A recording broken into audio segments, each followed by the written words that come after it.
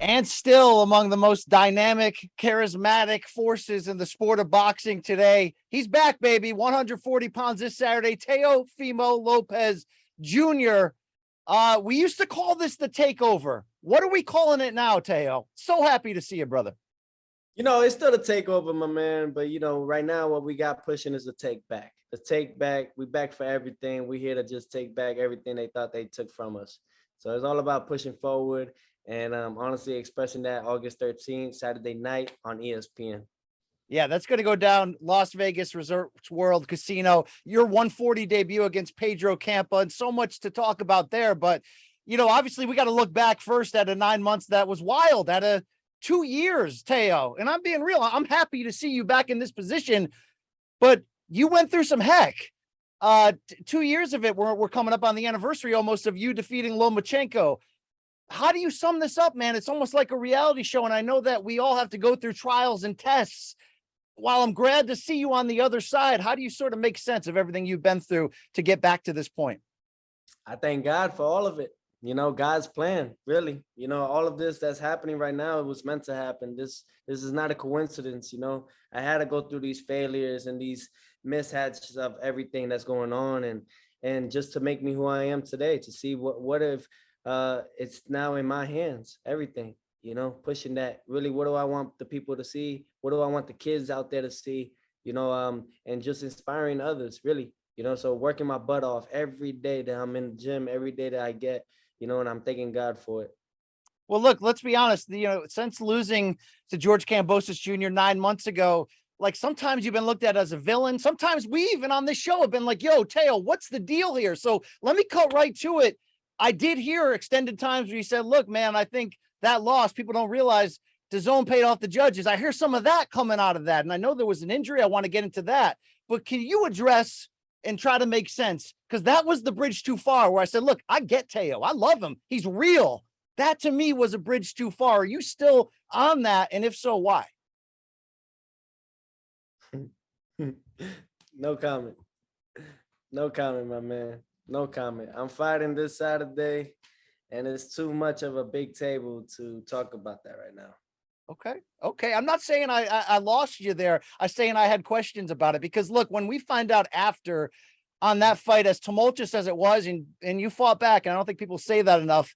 Look, we find out you had an esophageal tear, life-threatening, could have gone in a much different direction. I read stories. You said you felt pressure just to get that fight over with. I get all that.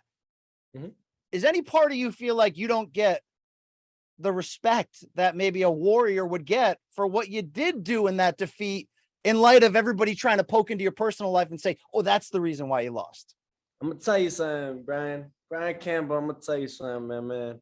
When you your own boss and no one's getting a piece of the pie, best believe they ain't going to give you what you actually deserve, so to speak, or who not even deserve. They're not going to give you what you did, because they get no credit for it.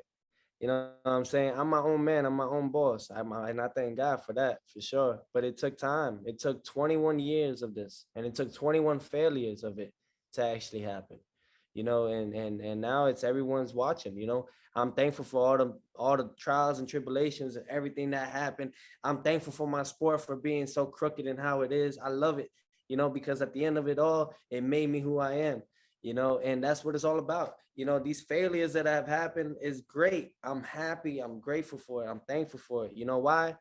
Because it only has made me better.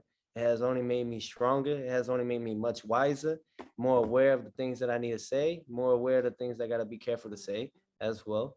And it's all about just pushing that narrative. Look, I just turned 25, about maybe 2 weeks ago. So I'm grateful for it.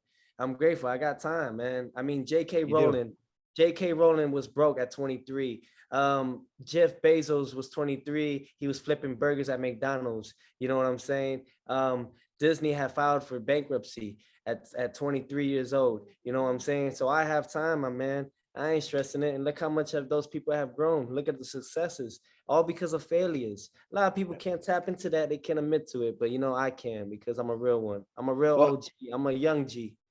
Well, look, I do believe you are real in that category. You've gone through some stuff, but you've come out of it. You've come through it. Obviously, there's an in-ring test that you have to pass on Saturday night against Camp at 140, and we're gonna find out. But I can hear it in your voice. You do seem solid. You do seem like you've figured out the pluses, the minuses, got back to a middle ground here, and now you're ready to come out and explode. So in hindsight, then, do I look at you coming out guns blazing in round 1 against Kambosos as saying something might be wrong? Let's just get this thing done. You ain't listen, Brian. You're not as dumb as you look, right? So it's like I'm sweaty. I'm in my basement right now, but I'm not that dumb. Yeah. You're not as dumb as you look. You know how the sport is. You've seen it. You've been around from the UFC to boxing. So it's all about like, what it is. When it comes to that guns blazing in the first round and stuff like that, it was just pushing that to finish the fight, knowing I was very ill. It was very ill, but no one's gonna understand it because they're not in there. They don't know how it feels to have asthma. They don't know how it feels to have bronchitis, and then early stages of pneumonia. They don't know what that feels like. Fighting 12 rounds hard in a championship fight that is defending all your 5 titles. They don't know that feeling. They don't know the fact that when they postpone 8, 9 times for no X reasons, other than one time that I got COVID, that's the only reason they postponed my fight, to be honest. Yeah. That's the only real true reason that they had one example of why they postponed it. Other than that, those other 6, 7 times were all baloney. It was something that was being fixed. I'm not going to get tapped into that because we're moving forward now. August 13th, Saturday night, this guy that I'm facing, Pedro Campa, 34-1, 23 knockouts. This guy is a Mexican veteran. This guy knows what he's doing when he's in that ring, and I trust my head coach and my only coach, really, Teofimo Lopez Jr., my father, and just pushing that, really. Do you guys, and look, you seem like you've been through this where you've heard the critics before and you have to learn how to just push it away, and you're doing that. But when the critics try to come for that relationship, does that grind on you guys, or do you think you're past that? Man, I'm past all of that. Listen, it's like the song. It's it's like there's negative beings around, there's negative vibes around, and the thing is, like, it's because they don't know where they're going. You know what I'm saying? But guys like ourselves, guys that know and they're determined, they have the vision that many people cannot see, but they can see, that God can see with them. You know what I'm saying? Those are the ones that they know where they're going in life. So I'm not focused on the ones that are weighing down and stuff because they don't know where to go. They got to latch on to guys like myself to know where to go, and it's like, that's not how we do it. That's not how we're going to play the roles here anymore. We're all about helping. If we see great teams and we see great people around, we're going to help them along the way because that's what it's all about, giving back.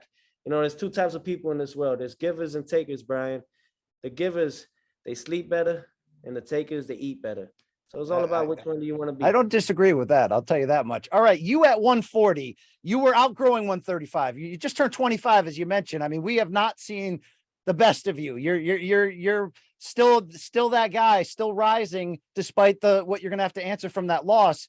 Do you think it'd be fresher? Like, how different will it be? Do you feel like you'll have a bigger motor? What's it going to be like now?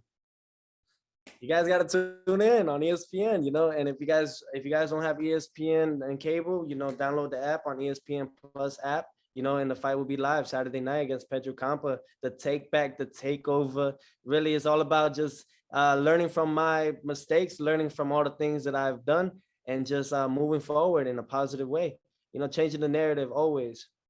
Well, look, part of how you and your dad got here, we're being big game hunters. That's why we love you. You got balls. You want to face the best. So if you pass this test against Pedro Campa and there's enough questions inside there that we can't wait to see. Of course, I know you're already thinking at 140, who's my next big game that I'm going after. Is there a name? What are you building towards in this, Teo 2.0 run right now?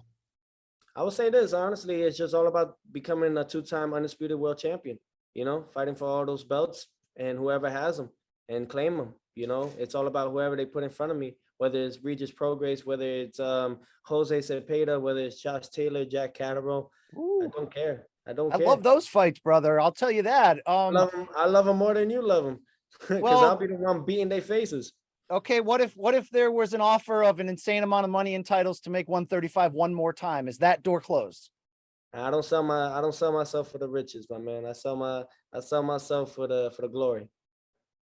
Right. You got me fired up. I can't wait to see this. ESPN Saturday night, No, man, Las Vegas. you gotta come out here. It's Vegas, Las Vegas. I mean, it's Vegas for the weekend for all the people, and you get to see Teofimo Lopez, whether it's on the rise or on the fall. Oh You no, just we're don't rising. know. You gotta watch it. I think I could party with Team Takeover. Let's get Evan Korn involved. He could be my chaperone. I'm down with that.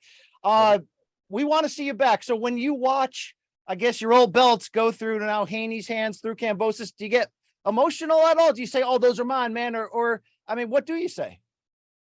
No, I got my belts at home. I can display them, show them one day to my kid when he's up there, and let him know, like, hey, your daddy was an undisputed world champion. You know how he did it? He took less money, right? He took less money and beat the #1 pound for pound fighter because he did that. believed in himself that Yeah, he much. did do that. He did do that. Things Instead good of with great. instead of taking 8-9 million and giving the fans a boring ass fight and paying more than and giving those fighters more than what they actually are worth. That's how we do it, baby. That's how we do it. You and Grandpa in a good place. You know Bob Arum. I love that man. Oh yeah, me and the Godfather, of course. The El Patron. You know the El Patron? You gotta know El Patron. It just sounds like a drink to me. I know Grandpa's more into the edibles, but that's his. That's his line. That's his Bob life. Arum's nickname, Patron. Oh, okay. I like that. All right, then to close here, Teofimo, and I do appreciate you, fighting the choppy waters and giving your side of this. Give me one word. What should we expect against Campa Saturday night, ESPN? Lights out, Lopez. There it is. Teofimo, thank you, sir. Always a pleasure. Okay. One day soon, you're gonna be back and holding up belts. It's coming, man. Okay. There's a lot of young guys out there. I want you to fight. We'll see what happens. Thanks, brother. I love it though, move up to 140. Now everybody wants to be at 140. What a time to be alive.